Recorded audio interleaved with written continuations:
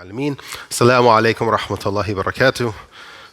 May Allah bless you guys for coming out in the rain. And alhamdulillah, willing to still learn and inshallah benefit from the class. And inshallah you are benefiting. Before we go on for today, last week I was speaking about a topic about Abu Talib, right? And how he passed away. And the Prophet said that he'll still be in the lowest levels of Jahannam because of his disbelief. And I brought up the example of Mother Teresa and so forth, and I think I made some people uncomfortable. But my point was, I'm not saying Mother Teresa is going to be in Jahannam or where she's going to be. Allah subhanahu wa ta'ala will know everyone on Yawm al-Qiyamah, right? But we know from what the Quran tells us about people in general, then we understand that these people, if they don't believe in Allah subhanahu wa ta'ala, that's what the repercussions are. Because if you go to Christians and you go to Mormons and you go to Jews and Hindus and ask them, where are the Muslims in hereafter? They're not going to tell you Jannah. You know what I mean? So that's why we have different religions. There's nothing wrong to talk about that, obviously.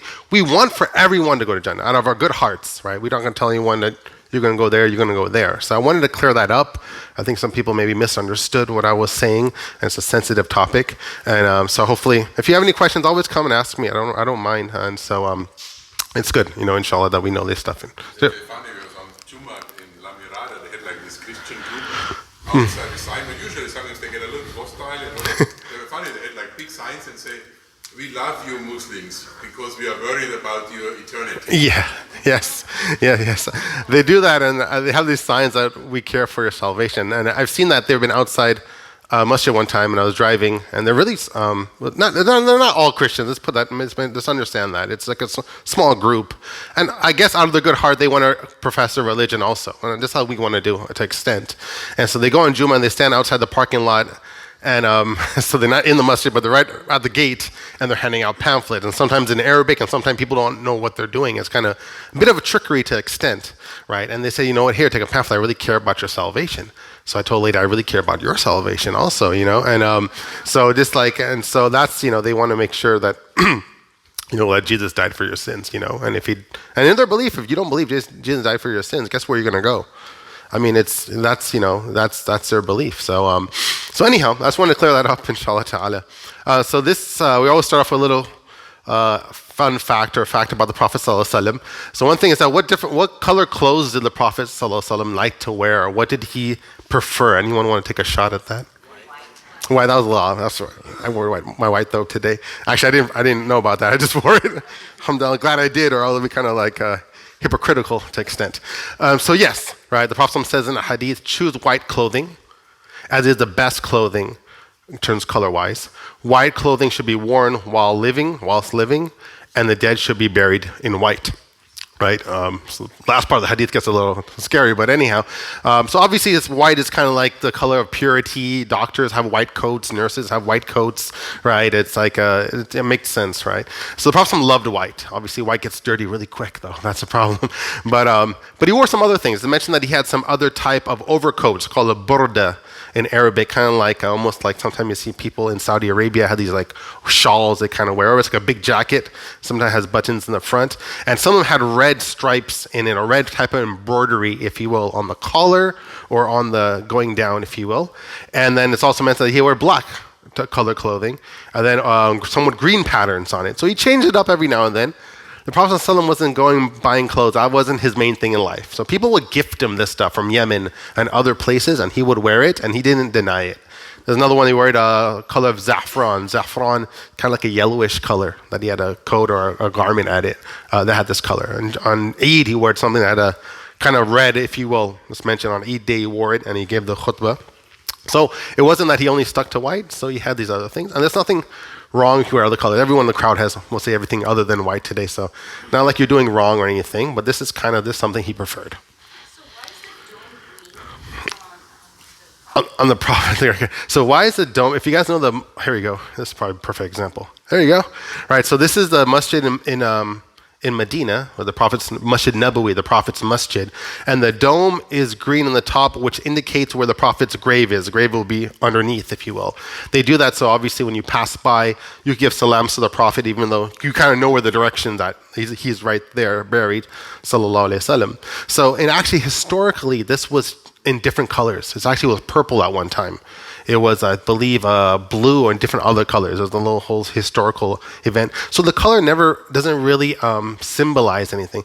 But somehow Islam got this green color.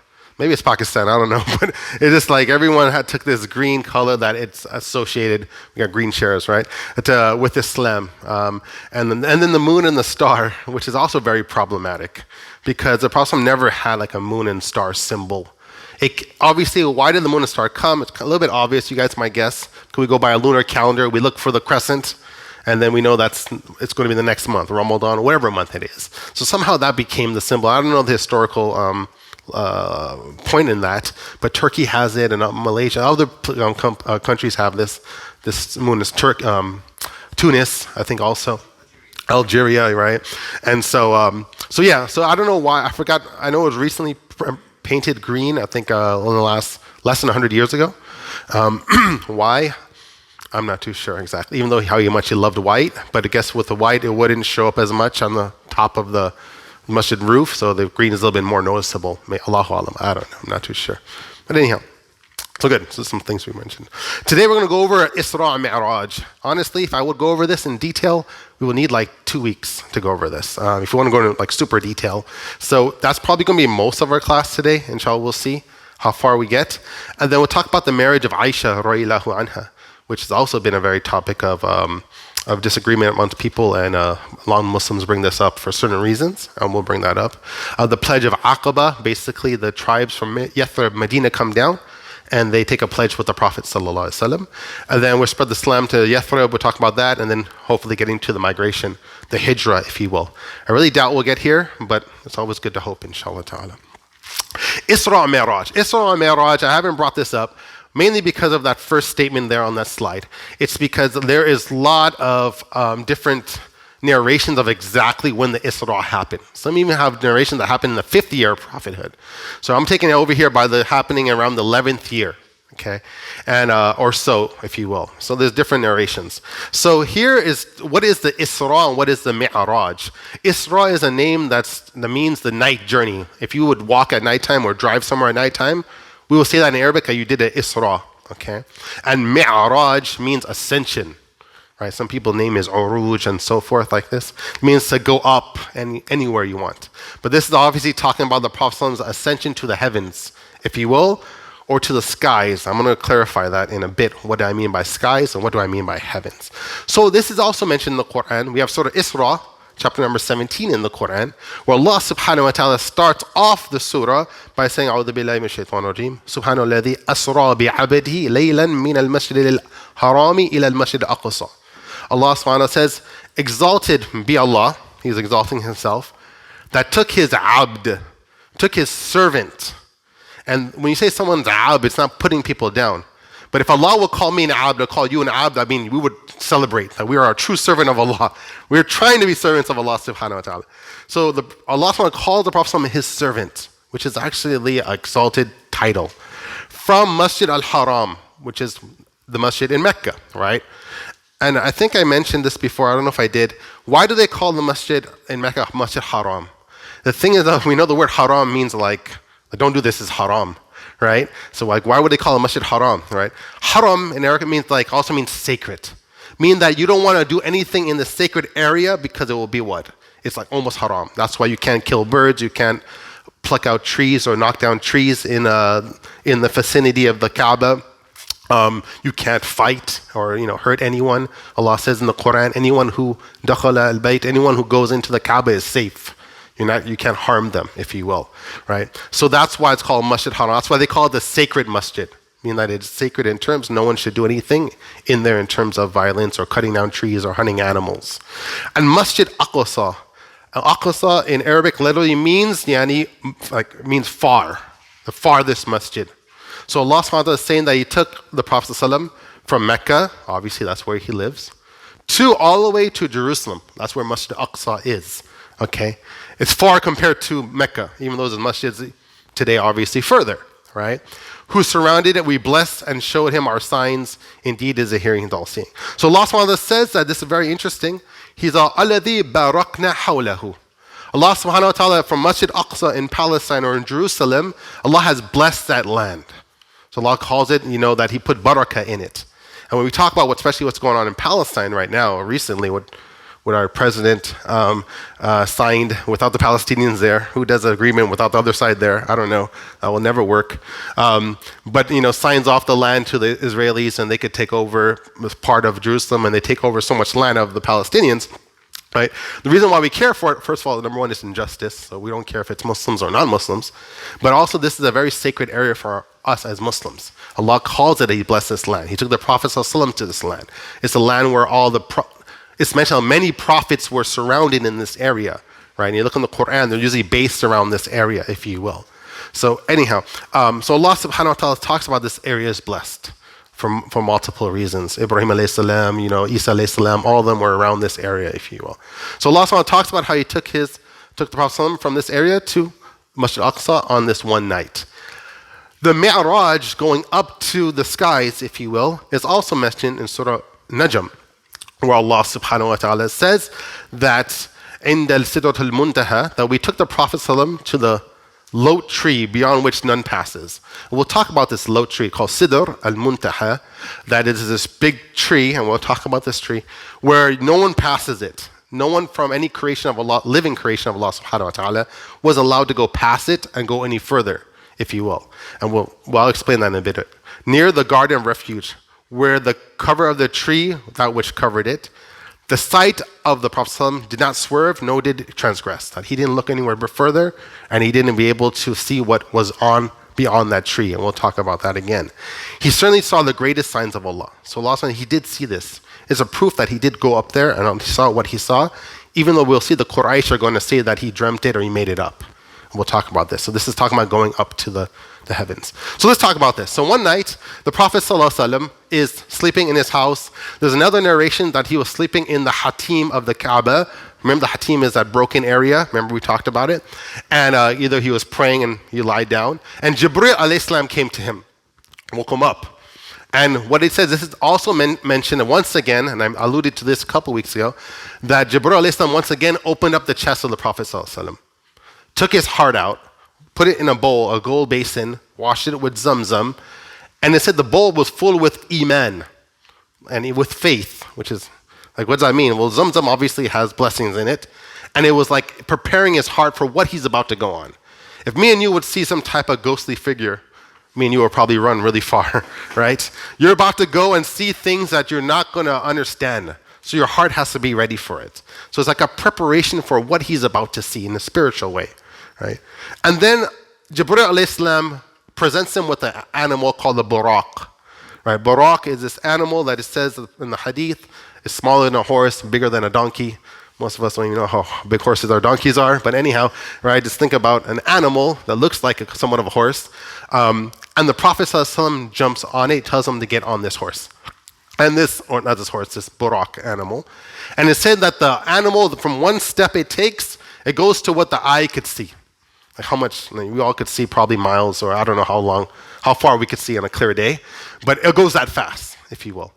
And the Prophet ﷺ got on this animal with Jibreel alayhi salam, and they went all the way to Masjid al-Aqsa, right? Palestine, okay? Journey of Palestine, where it's mentioned that he stopped at Masjid al-Aqsa. Now, anyone know who built Masjid al-Aqsa?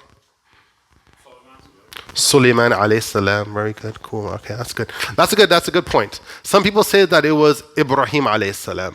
There's a hadith in Bukhari that says that someone was asking the Prophet ﷺ, he said, what is the first masjid that was built? And the Prophet ﷺ said, Masjid al-Haram in Mecca. He said, what is the second? He said, Masjid al-Aqsa, that was built 40 years after it. So who was still living 40 years after the Masjid al-Haram was built? Only Ibrahim alayhi salam. It could be other prophets, Allahu alam. So the scholars deduce that most likely Ibrahim alayhi salam. He was in the masjid building, field. So he was probably the best candidate to build another masjid. He has the most experience, knows the Home Depot is at and get all the material ready. So most likely he built it. But it doesn't say in the hadith that he did. So scholars derive that most likely he did. But then it was obviously broken down and teared down, and Sulaiman alayhi salam also built it up. But at the time of Isra, the time during the Prophet ﷺ, who was ruling Palestine at that area? Romans, right? Because they were Christian, now they're Christians at that time, right? But was the masjid there? It wasn't there. It's mentioned that the Romans destroyed it. First, if you guys know a little bit of history, before the Romans came, the Jews were ruling that area because of Sulaiman alayhi salam. That's what his kingdom was. And so the Masjid Aqsa was there. And then the Romans came and they broke it down and they demolished it because they wanted to obviously make a statement to the Jews. And they turned it into actually a trash dump. That's actually historically what it's mentioned. And so they made it a trash dump. So when the Prophet ﷺ got there, that's literally what he would have saw. There's no masjid that's standing there at that time. So what the scholar is saying, that Allah subhanahu wa ta'ala either gave him the vision or he saw the masjid as it used to be, if you will. But historically, it wouldn't have been standing at the time of the Prophet ﷺ. As mentioned, he gets there, gets the barak, he ties it to the post of the masjid, walks into the masjid, and he sees all the prophets mentioned in the hadith. All the prophets that ever were sent down. Now, according to one hadith, it's 125,000, if you will. So there's a lot of people in that masjid, right? So he sees all these prophets. And he's told to lead all the prophets in salah. So he stands in front of all the prophets. And this is a ishara, we say this is a note or a gesture that's showing that the Prophet's maqam or his rank amongst the other prophets. Now, of course, all the prophets are the same in terms of the message that they sent.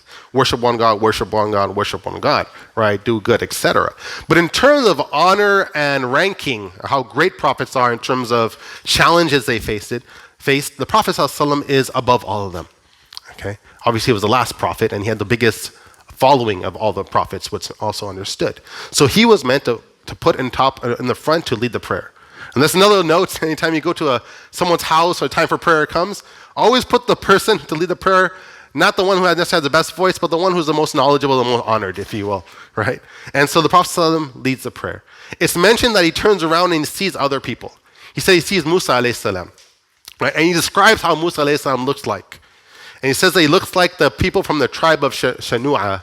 Shanu'a is a tribe, and we don't know how the people look like there, but he talks about that. And he talks about, he sees Isa alayhi salam. And said Isa alayhi salam's skin is very fair skin. He was very light in color, right? So all those like pictures of Jesus, the black Jesus, I don't know, but anyhow, could be possibly, I don't know. But people say Maryam alayhi salam was from Nubian, like down from like Aswan, southern Egypt. They have a little bit darker skin. Anyhow, so he says that the Isa alayhi salam was very pale, I don't know why I'm putting myself, because I'm not pale, but anyhow, very pale skin, right? And then he mentions that I saw Ibrahim alayhi salam. And he said, Ibrahim alayhi salam looks just like me. He's very similar. The way that he looks is if I was looking at myself to extent, right? And then the Prophet ﷺ leads them in salah. And then it's mentioned that he comes out, Jibril alayhi salam takes him, and they shoot up into the air, and now they're going up to the skies, if you will. Has everyone heard about the Dome of the Rock before?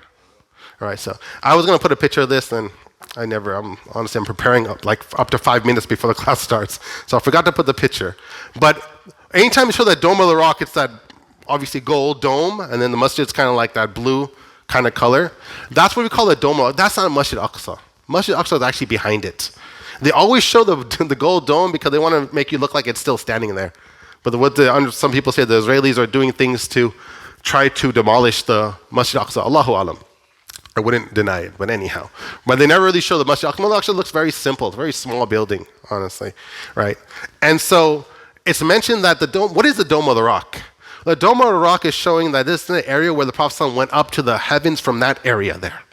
And there's a bit of a folk tale that in there's a rock with the footprint of the Prophet ﷺ. Everyone ever heard this before? And then when the Prophet ﷺ went up to the heavens, the rock actually wanted to come up with him. And so it's floating in the air. Okay, I've been told this, my family members too, when I was small, and it's a good bedtime story. But anyhow, so it's mentioned there. But all these narrations are not true. There's no rock with the footprint of the Prophet ﷺ on it. There's no rock that's floating in between there. If there was, the Israelis would have took it and probably threw it away or something like that. But anyhow, so it's not there at all. But there is an area where supposedly the Prophet ﷺ went up. And they have it kind of like circled off, if you will. So the rock is still there. There's a cave underneath. And I actually have seen it touched it. Yeah, so there's a big negotiation about what is that exact rock. And so the people say it's not the foot of the Prophet ﷺ, but it could be something similar. Allahu alam. The rock is very large. Yeah. Right. Gotcha. Good. I'm glad you went there, mashallah. But I myself haven't been, but I'm doing my research on it, and a lot of people that said that this rock there's a bunch of different rocks throughout the Muslim world where they claim that there was a footprint of the prophets. Of course, Pakistan has one. And then all these different other places, India and Egypt, different places, has supposedly said that this is a footprint of the Prophet. So it's very hard. I know how much years that is to kind of hold and preserve, if you will. It's great. It makes us feel good and nice. But Allahu Alam, I'll just leave it at that. So don't put all your trust in. There's no narrations that are authentic that mention the rock went up or that's the footprint of the Prophet sallallahu alaihi wasallam. So I just kind of want to clarify that anyhow. So the Jibril alayhi salam takes, it's the same thing, it is. Takes the Prophet and they go up. The Buraq now is still on earth. And they go up, and it's mentioned they go up to the Sama al-Ula, the first Sama, the first sky. And I want you guys to really, anytime you read this hadith in any of the hadith books, they always translate this as the first heaven. And then the Prophet went up to the second heaven, and then the third heaven, and the fourth heaven, the fifth heaven. You guys have heard this before?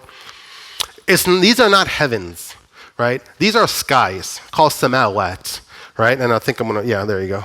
And so the Prophet ﷺ is going up into these different skies. Now, what are these skies? Now, if you read the Quran in multiple places, right, Allah SWT talks about He created sab'a samawat, 7 skies, if you will. And we're in the lowest one. So above us is another one, and then above that one is another one. And how is that? Allahu Alam, what exactly that is. But these are not Jannah at all, okay? They're just different realms that are above us. Why did Allah subhanahu wa ta'ala do that? When we get to Jannah, inshallah, we can ask Him that question. But this is what Allah, show the greatness of Allah subhanahu wa ta'ala, how He created all different things. We can't see it, but it's there. You guys remember when I talked about when the first revelation came down? And I talked about what is Laylatul Qadr? And we talked about the Quran came down to the lowest heaven, and then it came down to the Prophet. And these are the skies that I'm talking about, if you will. So this is not, the Prophet didn't go into Jannah at all, but these are what we call samawat, skies, okay? So he goes up to the first sky, and Jibril alayhi salam, kind of like, there's a door, it's mentioned, knocks on it, and then there's a keeper to the door, and says, who are you? So this is Jibril and the Prophet ﷺ. He's all, who is with you? He says, Prophet ﷺ. He said, have you guys been ordered to come up? Jibril says, yes. He opens the door, he comes up to the first sky. The first guy who's sitting there, Adam alayhi salam. Okay, he's there. They open it and he sees Adam alayhi salam. Adam alayhi salam, Jibril alayhi salam tells the Prophet ﷺ, here's your father. That's all of our fathers, if you think about it, right? This is your father, greet him. Okay? Because the Prophet wouldn't know Adam alayhi salam, right? So the Jibril alayhi salam has to tell him like who that person is. So the Prophet greets him, Adam alayhi salam returns his greeting and says, welcome, my son. Right? My dear son, what a good son you are. Right? This is the offspring. Okay? It's also mentions in other narrations, and I want to kind of note that there's so many narrations of the Isra Mi'raj than we have in hadith books. There's actually more narrations of the Isra Mi'raj than all the narrations about the whole life in Mecca in general. Okay, people love talking about and narrating it, which is problematic because people add things to it. So you have to be very careful of what do people say, right? So it's mentioned that he looked and on his right side were the righteous, and on the left side of Adam alayhi salam were those who were going to hell, were the evil people, if you will. That's the one narration mentions that. So the Prophet seen Adam alayhi salam, but Jibril says, we have to go somewhere. So we're going to go up to the second sky, if you will, as-sama ath-thaniya, right? He goes up to the second sky, and it's Yahya, John, and Zechariah, right? That's there and there. And once again, the same thing happens to all these skies. Jibril has to ask, who is it? And they open the door, and then they go up. And then the Prophet sees, Jibril has to say who these people are. The Prophet says, salam, salam, and then they go back up. They go to the third sky. There's Yusuf alayhi salam. Once again, this is Yusuf. He says, Assalamu alaikum wa alaikum salam. They call it Akh al-Salih, you are a righteous brother. And then they go up. Fourth sky is Idris alayhi salam. And then the fifth sky is Harun. Harun's the brother of Musa alayhi salam. He's there. And then the sixth level, the sixth sky, if you will, is Musa alayhi salam. Okay. But something happens a little bit different on this sky that's mentioned in the hadith that it's not really mentioned with any conversation that happened in the previous. And that is where the Prophet, as he's about to leave the sixth sky or realm, he sees Musa alayhi salam starts crying. So he asks Jibril, why is he crying for? So Musa alayhi salam is asked, and Musa answered that he was weeping because he witnessed a man that was sent after him as a messenger that was able to lead more people than he did. Because the biggest ummah or community of believers that we know, other than the Muslim community or the Prophet's community, is Musa alayhi salam's following. Right? He was the largest. So he was able to get the largest of Bani Israel. They didn't really follow all what he had to say, but nonetheless, he had the most followers, right? So Musa alayhi salam was actually crying, right? And this is a good crying, if you will, because not like out of envy he was crying, but he thought that he did the best, if you will. Every prophet wanted to do good, right? That's their main job was. So he saw him crying, and then he went up to the seventh sky, if you will. He sees Ibrahim alayhi salam, right? And Ibrahim alayhi salam is mentioned that he was reclining or sitting against a building. And that building is called Bayt al-Ma'mur. Ma'mur in Arabic means like a place that's frequent, a place that's visited the most, if you will. And it's mentioned that this is kind of like the Kaaba in the skies. And it's also mentioned in another narration that it's right above the Kaaba in this earth.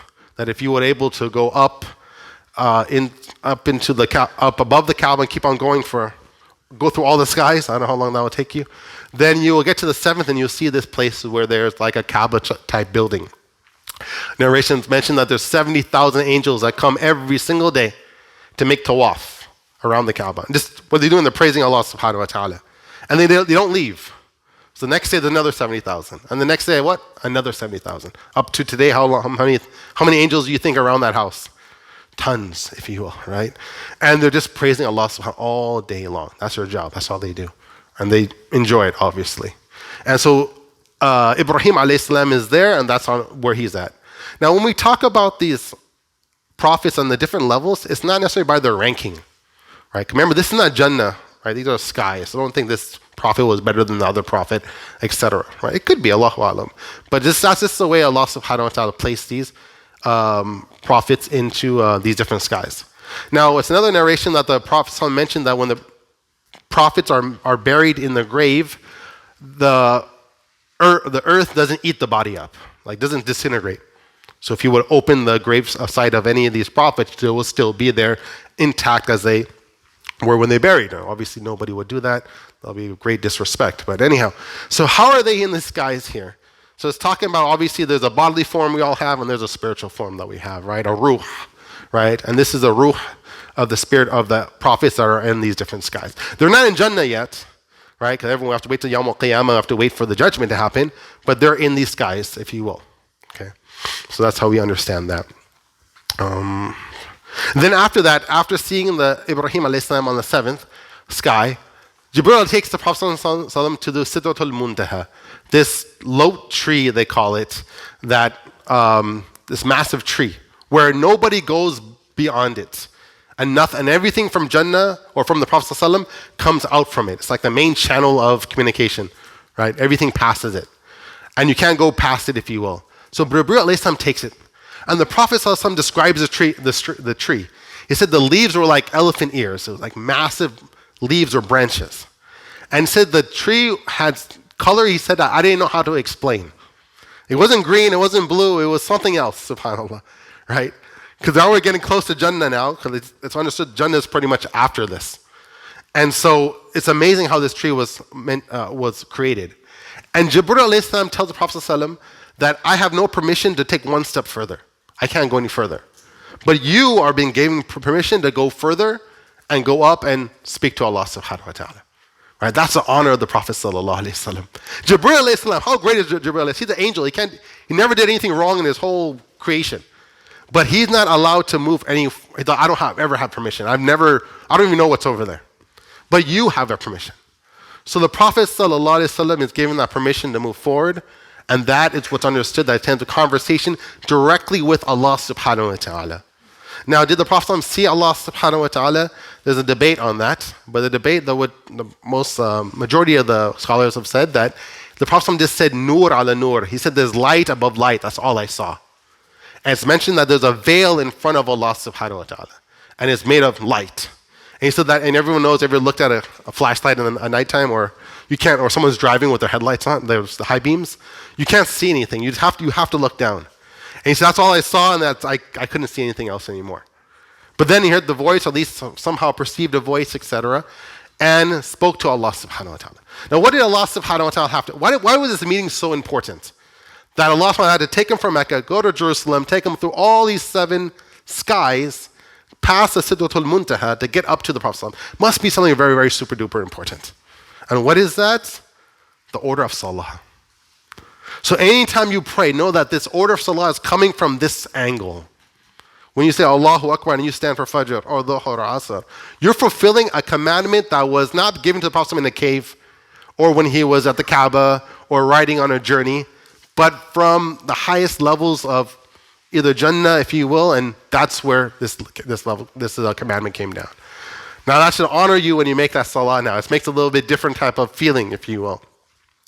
And it's to mention that it could have been other things that were discussed with the Prophet ﷺ, but all we know that he talked about that he got the commandment to pray 50 times. The Prophet ﷺ, alhamdulillah, he loves Allah subhanahu wa ta'ala. He understands he wants to worship him. He said 50 times? Okay, that sounds good to me. So he said, all right, and then he left, right? Not thinking that anything was wrong, right? 50 times, that's it. And if you would pray 50 times, if you guys do the math, right, if you divide it into 24 hours, you'll get 28 minutes. I mean, every 28 minutes, you'll have to pray, okay? You make wudu, you pray, and then by that time, it's already probably less than 28 minutes, maybe like 25, 24. If you break your wudu, you're in more trouble now. You have to make wudu again, and then salahs again. Basically, you won't do anything else. Your whole life will be what? Salah. And as Allah subhanahu wa ta'ala mentions in Surah Dhariyat, مَا خَلَقْتَ الْجِنِّ وَالْإِنسِ إِلَّا لِيَعْبُدُونِ, that I didn't create jinns and human beings except to worship me. Right? Allah subhanahu doesn't really want us to watch Netflix and play video games too much and eat just to worship Him. But obviously we're humans, we need raha, we need breaks, we need to eat, we need to sleep. So we have that, right? But the main thing is our salah. Don't give up your jobs and just pray. That's what I'm not trying to say. Right? We have to do that, take care of ourselves.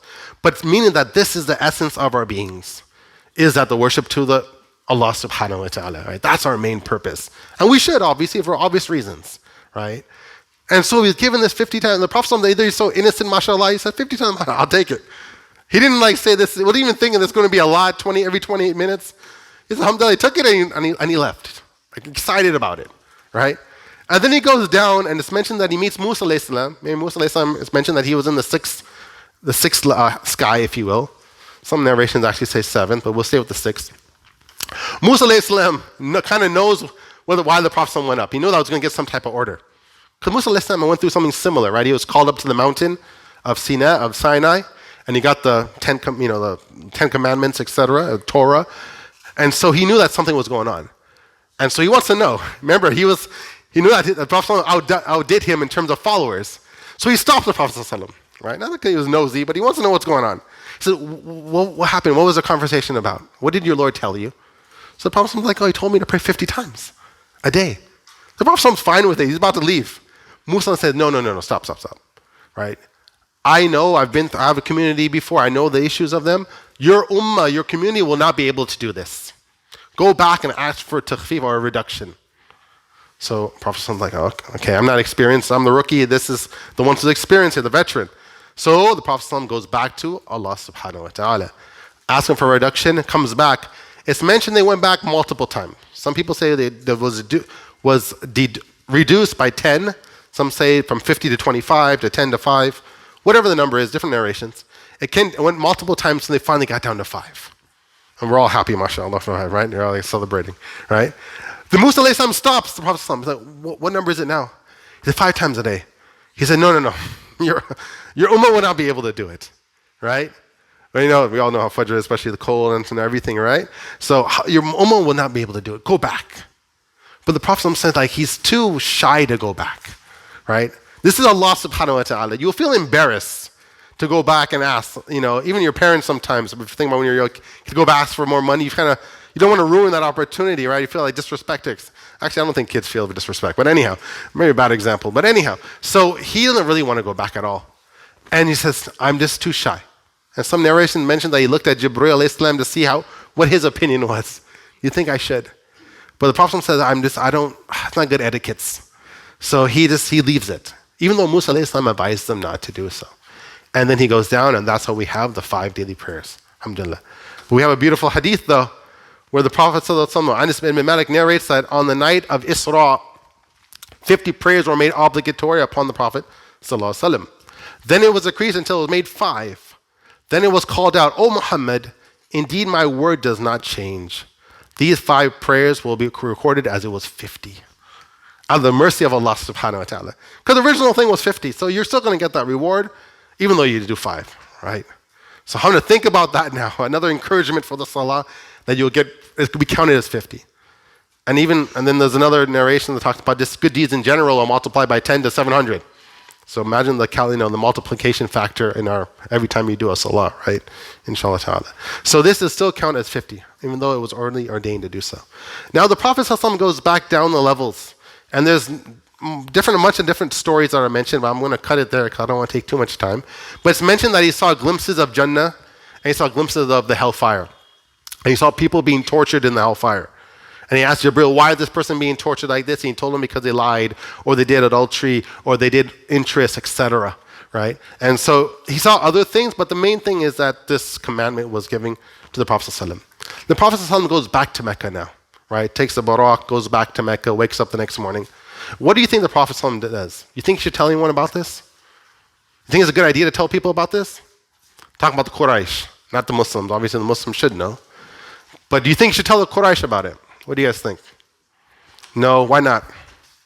Well, they never would believe him. Would it make the Prophet look bad? Would he look more like the madman and crazy person? And this guy definitely bewitched that he said that he went last night to a place that takes multiple days of travel, and then he went up to heavens, and then this is something you probably shouldn't tell anyone. Just keep it amongst us because they're going to think you're crazy. And that's going to ruin your prophecy, even that. But the Prophet goes and tells everyone. This is what happens to you, because he's excited, right? Alhamdulillah, like this is something, that's all he's thinking about. So what? This is a perfect opportunity for them to call him even more misled, that he's going crazy. Look at this madman. He said he went to Jerusalem last night. How can you go there? It's like for us saying that you went to Sacramento or San Francisco last night and you came back. You actually might be able to do that, actually, but I don't know. Oregon or something, right? Or Canada, right? Driving, and then you guys came back. Nobody, like, you're crazy. Even a flight will probably take longer, right?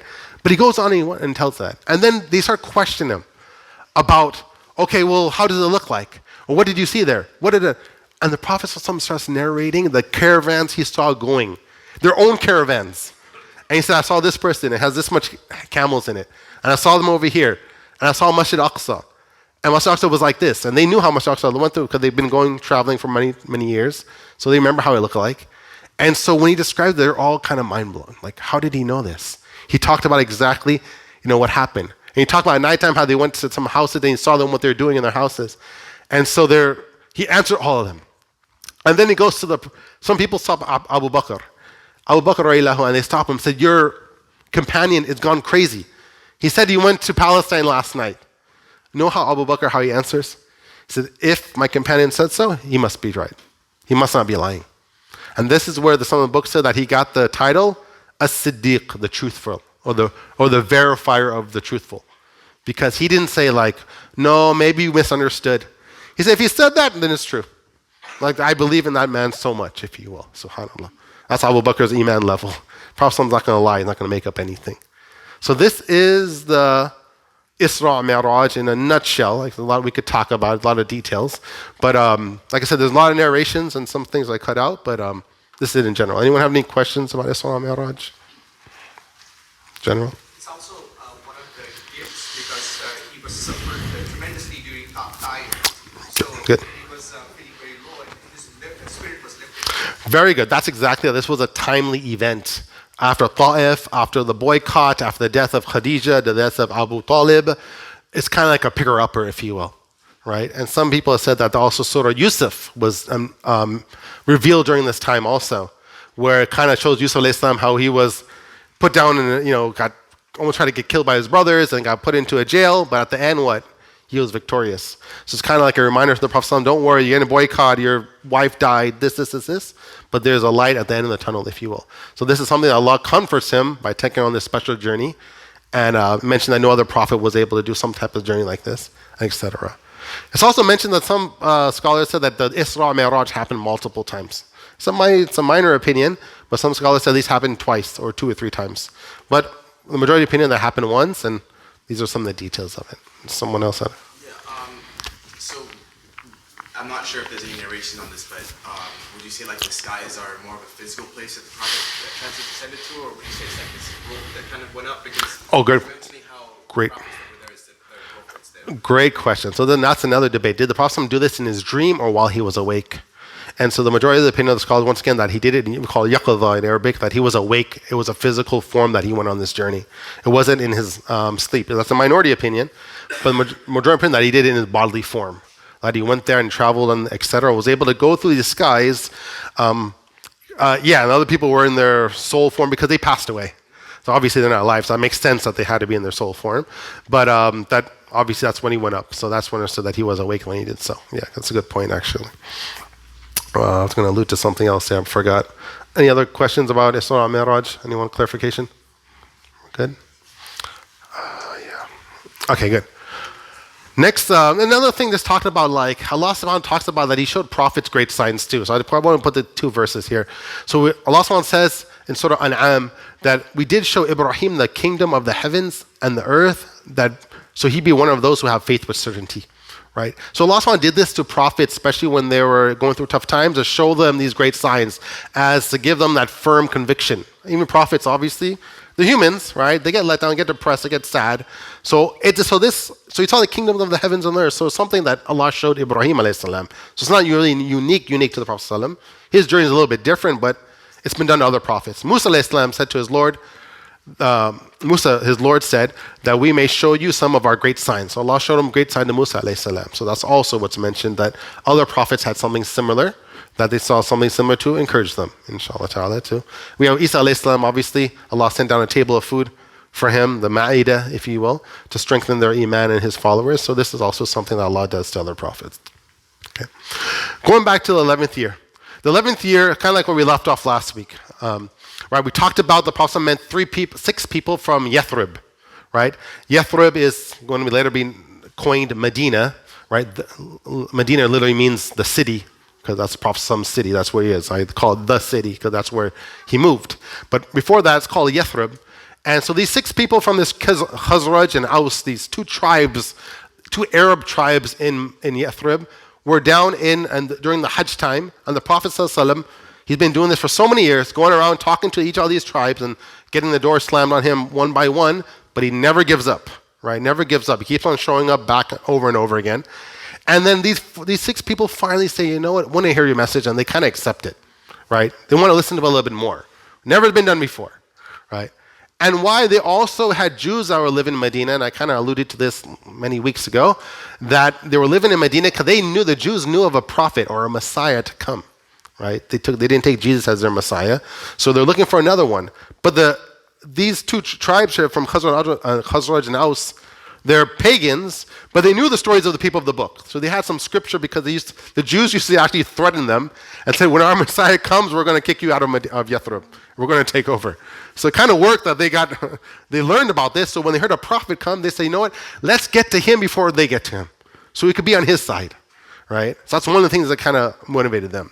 So why did they accept this message? I kind of alluded to some things. There was actually a big event that happened. We call it the Battle of Bu'ath. There was a war that happened between Khazraj and Aus. So Aisha radiallahu anha narrates this hadith in Bukhari. We said the day of Bu'ath, the day of the war of Bu'ath, was the day of the battle which Allah caused to take place just before the mission of the Prophet ﷺ, before he became a prophet. Okay, so when the Messenger of Allah ﷺ came to Medina, their tribes had divided into hostile groups, and the nobles have been killed, and that facilitated their conversion to Islam. Because they were fighting and killing each other so much, they were tired. That you kill off our leaders, we kill off our leaders, next thing we kill you guys, and they're just tired of this warfare. So they're looking for what? A peacekeeper, right? Someone that can just stop this violence, right? So sometimes even some negative things that happen, it ends up being benefit to Islam.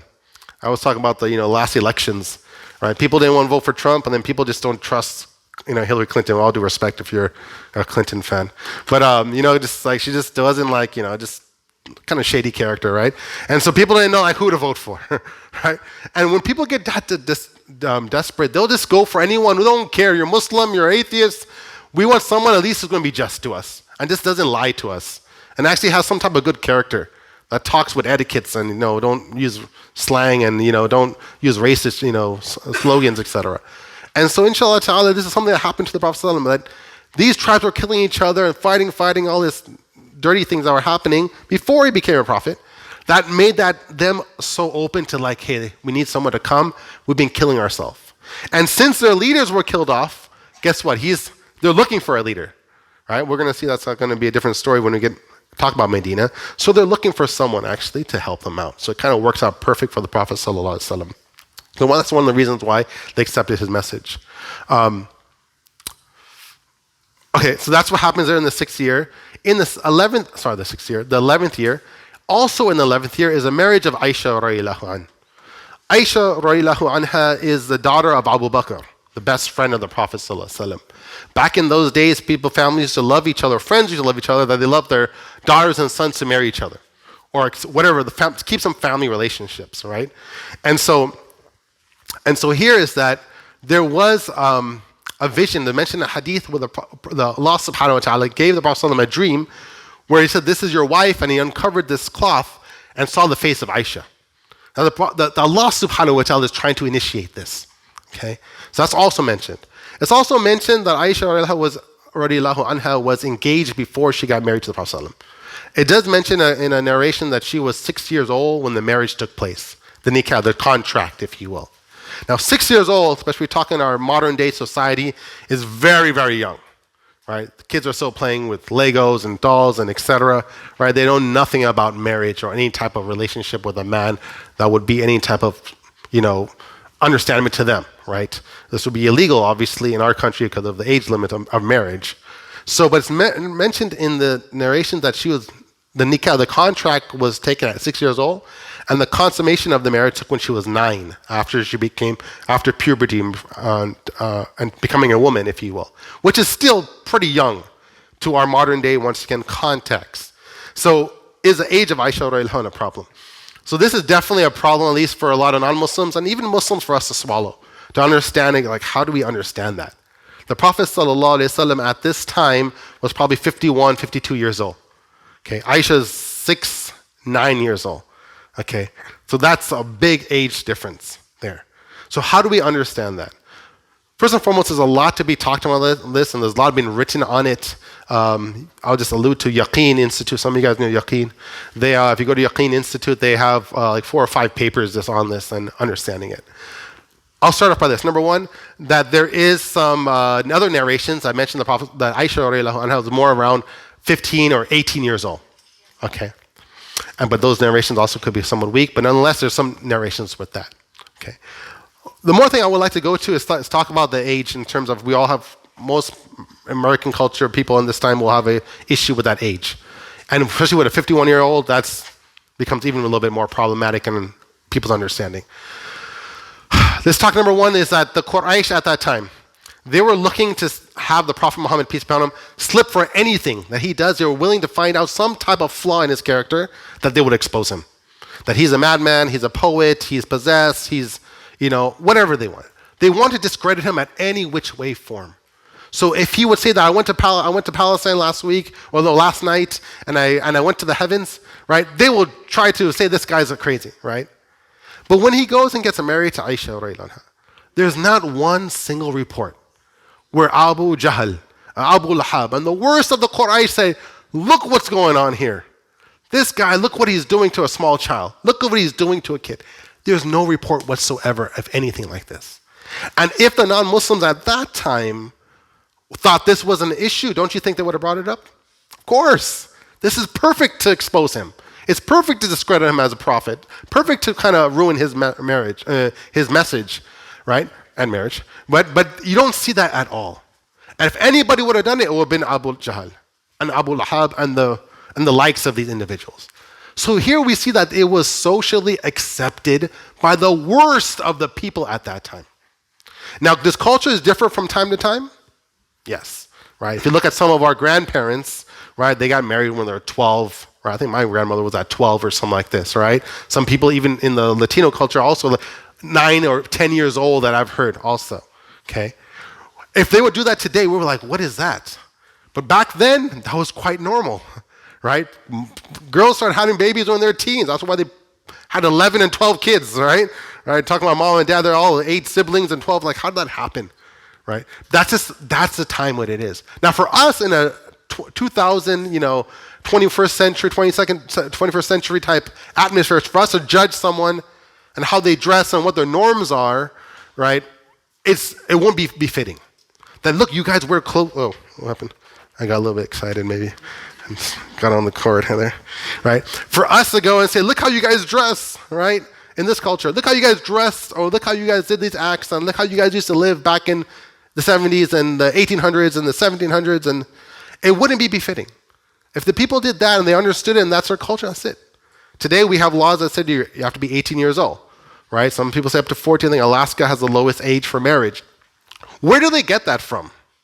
Where does that come? How do we know 18 is the best age for marriage here in California? Who knows? People sit down on a table like, I think that's a good, let's go. But they could drink at this age, right? Or they can drive a car at that age. How do you know, right? They have to kind of judge their mental capacities, etc.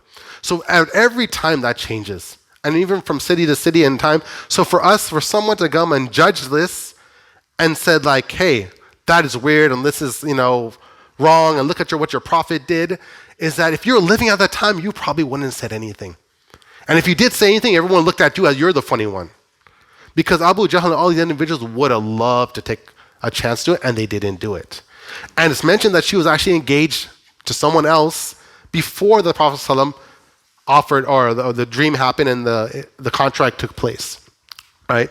So here is that was kind of the norm. And it's also some other research that mentioned that women would only live up to like around 40 to 50 years old. The lifespan will be a lot smaller, a lot shorter, I should say, right? And so kids obviously getting married earlier was of wise decision. Another benefit of this, why the marriage of Aisha was very important, is because Aisha, because she was so young, she was able to live even longer. So people can meet her and ask her, what did the Prophet do? How did he pray? Because a lot of the other wives, and we're going to see, they're going to pass away, they're quite older in life, right? But this gave a lot of opportunity, and another wisdom is that we got to meet people got to meet the Prophet's wife and hear all these narrations. The Prophet did this, etc., and I'm able to record that. Especially things he did in the house, because not everyone knows that. She's the only one who's going to know like how he slept, right?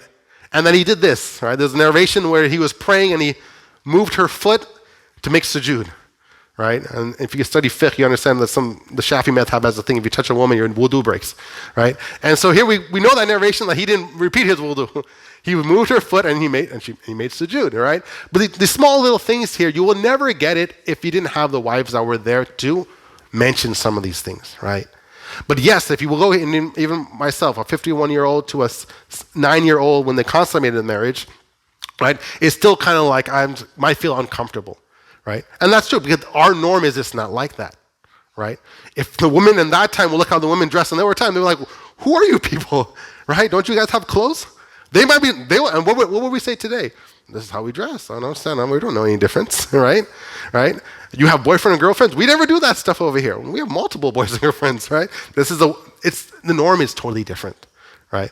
And so that's probably one of the best arguments. And you could take the hadith of 15 and 18 if you want to, right? And that's true. There's a point there.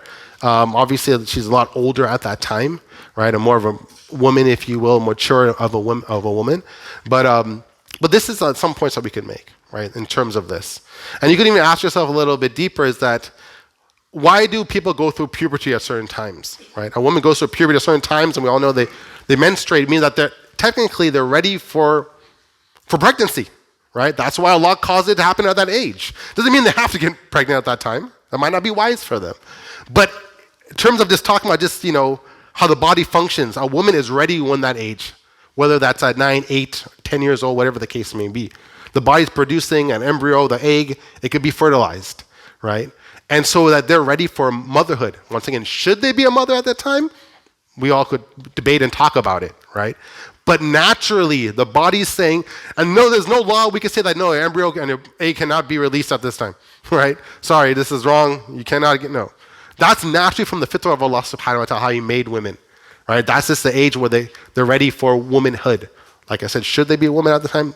We could debate about that. So these are some things that we can mention about this, that yes, the Prophet ﷺ married her at this time, consummated the marriage.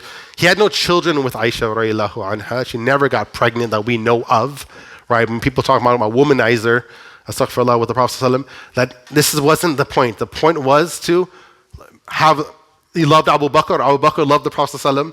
And obviously there's a sign from Allah subhanahu wa ta'ala from the hadith that this was divinely ordained for the Prophet to follow. It wasn't like he was saying, hey, I would like to marry her. It's more that this was directed from Allah subhanahu wa ta'ala. And he wasn't doing anything else, right? It was something that was agreed upon, and she never complained. That's probably more important.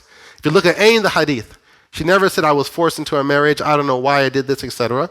Everything, obviously, she loved the Prophet more than anything. And obviously, she had some issues about, spending time with the Prophet, etc., as a wife would want to have with her husband. But that's about it in terms of that we have in her account. So anyone have questions on this? Usually people have a lot of other things to mention. That marriage occurred at the age of 19.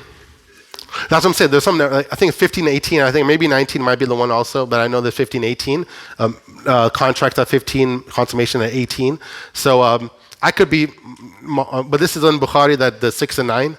I don't know the other narrations where they come from. I didn't get a chance to verify it. That's why I alluded to Yaquin's papers. I was trying to go through them all before the class myself, but it was quite a lot to go through. But it could be possible. There are all the narrations for that. There definitely is, yeah. And it's not just like out of culture in the past. It's in Europe too. At that time, it was very acceptable, and they have all their histories as well.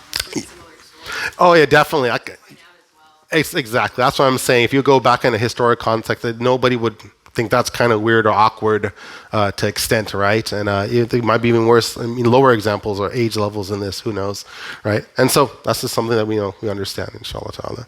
So go ahead. Just Googled on the lifespan in the U.S. in 1700. It was 35 years. Oh yes, 1700. Okay, yeah.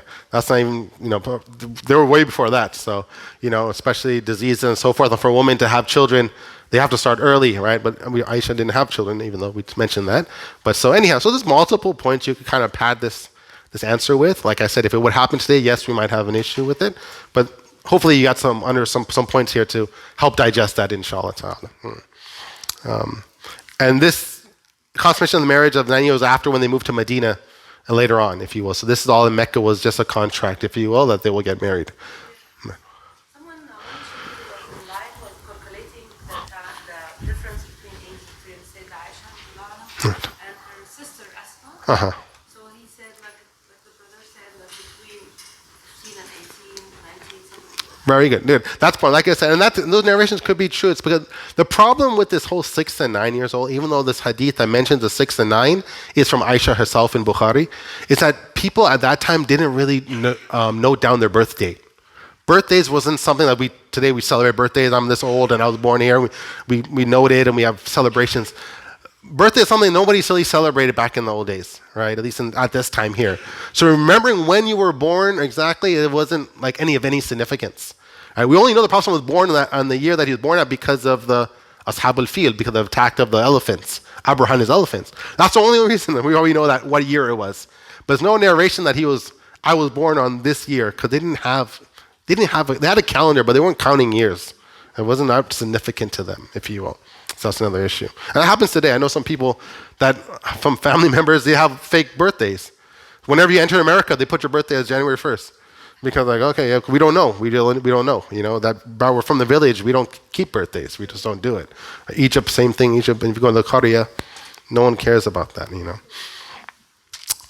Envoy. So now going back to the 11th year, we talked about these 6 people here that became Muslim, etc., and went back to Yathrib or Medina.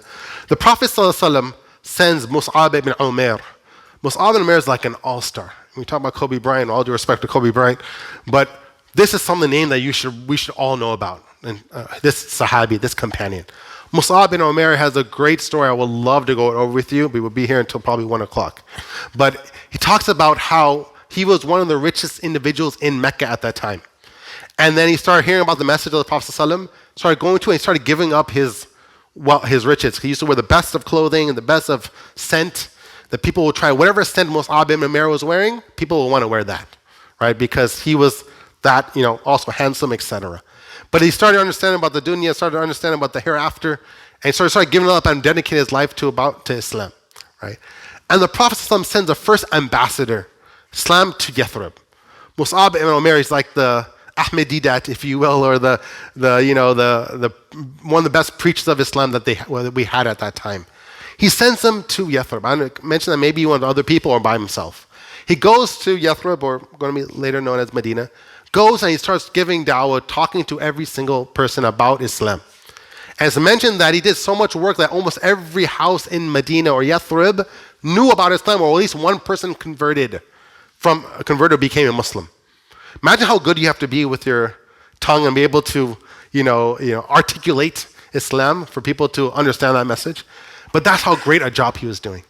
As mentioned one day, that one of the leaders of one of the tribes of Khazraj, his name was Usaid. Usaid came up and he had a big spear. And he said, you're causing disruption. Same thing happened in Mecca. You're causing disruption in our city. You're turning people around against their families. You're once again, ridiculing our idols. Right? If you don't stop this right now, you're going to have to face me. Musab ibn Umair, mashallah, his iman is on a whole nother level. He says, no, let's make a deal. How about you listen to me? If you like it, you become Muslim. If you don't, you can do whatever you want to do with that spear to me. Right? He is basically you kill me. That's what he's saying. He said, I'll take that. He takes the spear and shoves it in the ground. And said, let me hear what you have to say. He talks to them, right? If I would say, I'll be really nervous. What's going to happen? He talks to them, subhanAllah, Usayd becomes Muslim. Right? Picks up that spear and says, Ashhadu an la ilaha illallah Muhammadur Rasulullah. Musab ibn Umair, subhanAllah, Allahu Akbar, right? He goes and he's confronting people left and right. Comes back to Medina, tells the Prophet ﷺ, the ground is fertile now, it's ready. MashaAllah, you have a good community there, right? And he'll be able to teach Islam like that, MashaAllah, right? Leave his family and everything to go on this trip. I have no more slides, I didn't get to do it, but anyhow. He comes back. And then the very next year, we have the 12th or the 13th year. The 13th year of prophethood, this is the last year of the Prophet ﷺ in Mecca. Once again, it's Hajj time. And this time now, the Khazraj and Aus come. They come with 83 men, and mentioned with 6 women. So it's a big group of Muslims I'm talking about, right? And they're saying, you know what, 11th year you guys took the pledge. 12th year, Musab ibn Umair told us about Islam. We have a lot of Muslims now. 13th year, they're saying, why don't we help Muhammad and invite him to our city? I think we're ready now. So they go and they meet with the Prophet. They used to always meet in Mina. You guys know Mina where Hajj is at. The camps are during Hajj. So it's a time where there's a lot of camps, a lot of tribes. So the Prophet could go there and meet with people without really being detected to extent. And he met with his 83 men and around 6 women, or 2 women, sorry. And talked to them once again about Islam, and they understood it. Obviously, they're Muslim already. They got more knowledge. And they said, you know what? We want you to come and invite you to Yathrib and be our leader. The Prophet ﷺ was with his uncle named Abbas. He wasn't Muslim, kind of like an Abu Talib type. And he said, you know what? We've been protecting him for so many years. What you're inviting him to, make sure you are able to back that up. And the Prophet ﷺ goes and starts talking to him and says, I want you to defend me as if you defend your women and your own children. And you'll fight me in terms of time of hardship and ease, and protect me as you protect anyone else. And he's telling him, because this is a big move. This is really risky. These people have been Muslim for 2 years, right? To put the Prophet ﷺ in their hands, they might turn their back. They might say, I don't know, I didn't know Islam was going to be like this. But he told them, this is a big move. Make sure your iman level is on point, that you understand what's going to happen here. And they take the famous, we call the pledge of Aqaba, where they put the hand on the Prophet ﷺ and they say, we pledge to protect you as we protect our own women and children, and fight with you in thick and thin, all these different things, all these different conditions of how some gives to them, right? And to obviously live to Islam and worship Allah, etc. And all of them we call bay'ah, take this agreement. As mentioned, the 2 women don't shake the Prophet's hands. A little note here. They just take the agreement and they also take that pledge. And now they go back to where? To Medina. They're ready. This news, even though it happened in Mina in a small little camp, obviously somehow it always leaks out, right? And Abu Jahl and all the rest of the leaders of the Quraysh, they hear about it. And they go to that camp and they stop Khazraj and Aus on that, because they're in one little area. And say, did you guys give bay'ah to the Prophet ﷺ? Or they didn't say ﷺ, but to the Prophet, to Muhammad last night? Remember, it was only 83 men and 2 women, right? And there was a whole other tribe. So all the tribe members we don't know what you're talking about. The other 83 people just stood quiet. They took the 5th Amendment, right? I don't know, we're not going to say anything, right? So they stood quiet. And Abu Jahl was like, no, we heard this. Did you guys do it? And they're like, no, we don't know what you're talking about. And so they leave. So the Muslims knew that they're in trouble. The ones that were there from Khazraj out. So they leave and they go. Quraysh finds out that it was these individuals. They tried to go and catch them, but they were already left back to Yathrib. They go back and say, what are we going to do? They're now to go pledge the Prophet to get him to leave and live in Yathrib, we have to stop him. So they do this, they have this meeting. Abu Jahl calls a meeting. We need to make some type of plan. Boycott didn't work, calling him, a poet, calling him Majnun, calling him crazy. It's not working. We got to do something. What can we do? Say, well, let's assassinate him. Let's kill him. But you're like, no, that's not going to work, because if one person kills him, there's a thing called blood money, where if you kill somebody, then that tribe who killed has to pay the tribe of the Prophet ﷺ a lot of money, right? And they're like, we don't want to do that, and then it will cause a lot of frictions. So Abu Jahl comes with an idea. Some people say in other narration that Shaitan came in an image of a man and came in the meeting and suggested this. And so there's two narrations here. So how about if we take all these different tribes, these 6 or 7 tribes here, everyone stand outside the house of the Prophet ﷺ tonight, Muhammad tonight. And at nighttime, and they all know that he used to love to pray tahajjud at night. They knew his schedule. So when he comes out at night and goes to the Kaaba to pray, we will all stab him all at once. Therefore, all the blood money will be distributed for all our different tribes, and they can't fight all of us at one time. So his tribe, the Bani Hashim, they can't take on 6 tribes. They'll just say, just give us some money and that's it, and then we're done. It's a very smart plan. So they said, let's do this. So they go out that night and they surround the house of the Prophet ﷺ. Jibreel alayhi salam, Allah protects his prophets, right? Comes and tells the Prophet ﷺ, this is the plan of Abu Jahl and the leaders of the Quraysh. They're coming tonight, and this is what's going to happen. Abu Bakr radiallahu anh always knew that they're going to probably be migrating soon. So he was getting camels and he was feeding them, going to get them nice and strong. For whenever they get the green light, they'll go. Because before this, the Prophet ﷺ told the Muslims, you know what, start migrating, right? Start going to Yathrib. And a lot of them started leaving already, right? So the Quraysh knew that people were leaving, but they knew the Prophet ﷺ was still there. He didn't leave yet. And so they go at the nighttime, they surround his house, in a very famous story, where the Prophet ﷺ is there in the house with Ali, his cousin, right? And so he's there with his cousin, and he tells Ali, you sleep in my bed, under the covers there. And these assassins are outside the door around the house of the Prophet ﷺ. The Prophet ﷺ opens the door, as mentioned in the hadith, that he took sand and he put it on the head of all the people. It's kind of the Arabs do this thing where they're kind of like humiliating them. So he put sand on their heads and walked right past them. And then he mentions a verse of Surah Yasin, where Allah SWT says that we put a barrier in front of them and a barrier behind them, and they cannot see, right? And so they didn't see the Prophet ﷺ walking right by them. Our miracle from Allah subhanahu wa ta'ala, obviously. And he walks out, goes to Abu Bakr and said, we're ready to go. Allah has commanded me to leave tonight. And he wants for you to join me. Out of all the companions, Abu Bakr is the one chosen to go to with the Prophet ﷺ. That's an honor. We're going to see how this honor is going to be fulfilled when the Prophet passes away, when they choose the next Khalifa. And so Abu Bakr goes, gets everything ready.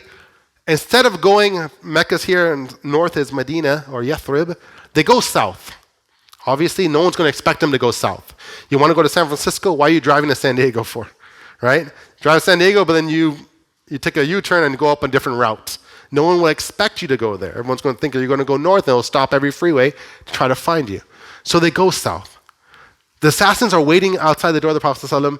He hasn't come out to pray. This is weird. He always prays. Right? So they go and they hear that he already left. They're like, oh, he already went already. Abu Bakr's not in his house anymore. So they bust inside. They open the sheets, and they found Ali sleeping there. Right? And that's kind of risky. Ali could have get killed. They could have but subhanAllah, alhamdulillah, that's why he's of a great rank also. But he was there, and they end up beating Ali, obviously, because he was there. End up beating him severely by the Kaaba, and they, didn't kill him, but they beat him down, obviously, for working with the Prophet ﷺ and doing this plan.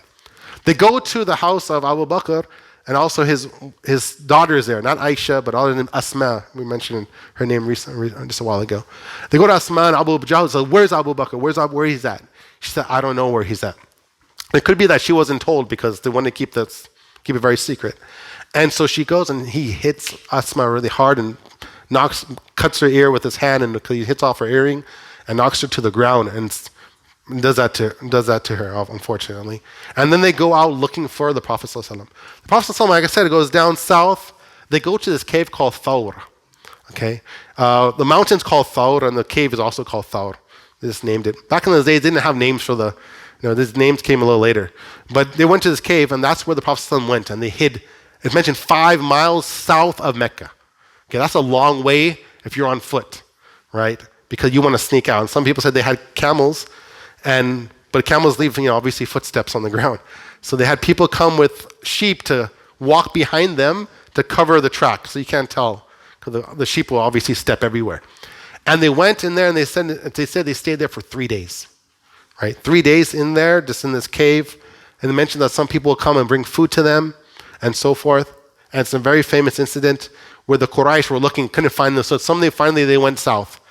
And they went to this cave, and it's mentioned Abu Bakr radiallahu anh, I was mentioned that they're right at the doorstep of the cave. And they told the Prophet ﷺ, if they would look down, they would see us and we'll be over. And Allah subhanahu wa ta'ala mentioned in Surah Tawbah, I didn't put the ayah here, that Allah subhanahu wa ta'ala refers to this. Where Allah says, when Abu Bakr said that, they're right here, and the Prophet answers, what would you think when the third person with us is Allah subhanahu wa ta'ala? Right, don't worry, Allah will take care of us. And obviously the person walks away.